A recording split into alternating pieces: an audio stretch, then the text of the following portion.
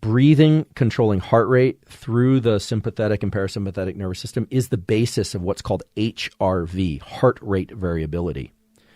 And we know that heart rate variability is good. You don't want your heart rate chronically elevated or chronically low. A lot of people think, oh, I want a really nice low heart rate. And indeed, if you're in shape, the stroke volume of your heart will be greater and you can have a nice, slow heart rate.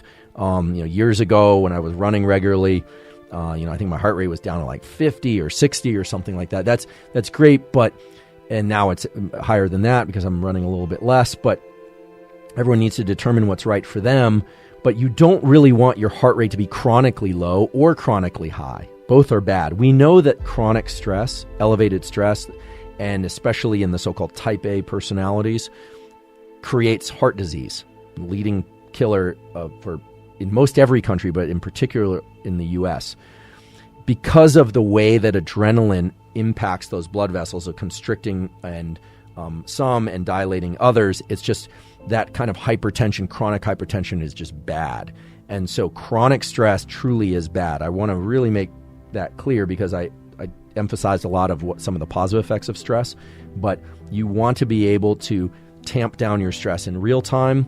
You also want to be able to modulate your stress and your emotional relationship to stress in the body in the medium term. But by no means do you want to be stressed out all the time, chronically, for months and months and months and years on end. The best tools, the best mechanisms that we know to modulate long-term stress might surprise you a little bit. First of all, there are going to be the things that don't surprise you, which is everyone knows getting regular exercise, getting good sleep, using real-time tools to try and tamp down the stress response, etc. That's all going to be really useful. The data really point to the fact that social connection and certain types of social connection in particular are what are going to mitigate or reduce long-term stress. And this is a particularly important issue nowadays where we have all these proxies or surrogates for social connection. We're online and texting with people a lot so we can feel connected. People are like the plane's about to take off and everyone's texting each other. Whether or not they have fear of flying or not, they're like, okay, see you, love you, hate you, whatever it is that they're trying to communicate to people. Then, plane lands, every phone's out, see you, love you, hate you. Let's hope it's fewer hate yous. But everyone has this kind of need to stay connected to one another. Humans are incredibly social creatures. Now, there is a way to look at this whole business of social connection, not from just the kind of wishy-washy, new agey perspective. And I want to point out that sometimes I'll say wishy-washy, new agey. I have nothing against that. My goal here is always to put scientific data and some neurochemistry on things so that for those of you that are into wishy-washy, new agey stuff, you also can arm yourself with some arguments for those of you, the members of your family and your life that maybe aren't so tuned into the typical language around those practices, like, oh, connection is really key. We all get oxytocin. Actually, did you know that connection between individuals rarely causes the release of oxytocin? Oxytocin is released in very particular circumstances, like post-orgasm, baby and mother, milk letdown. It's associated with kind of really intense kinds of pair bonding things of mother and child. Also father and child, but especially mother and child because it's relationship to the lactation system. Couples post-sex. These kinds of things that reflect deep kind of layers of our biology. And oxytocin is not just released when we walk in and pat the dog on the head, or we see somebody and we give them a hug and, hey, great to see you, fist bump. That's not a situation for oxytocin. The way to think about social connection and how it can mitigate some of the long-term effects of stress is really through the systems of neuromodulation, like serotonin, and through blocking certain things that are really bad for us when we feel socially isolated, things like tachykinin. So let me explain what these are. Serotonin, again, is a neuromodulator. Neuromodulators are a little bit like playlists in the brain. They tend to amplify or bias the likelihood that certain brain circuits and body circuits are going to be activated and that others will not.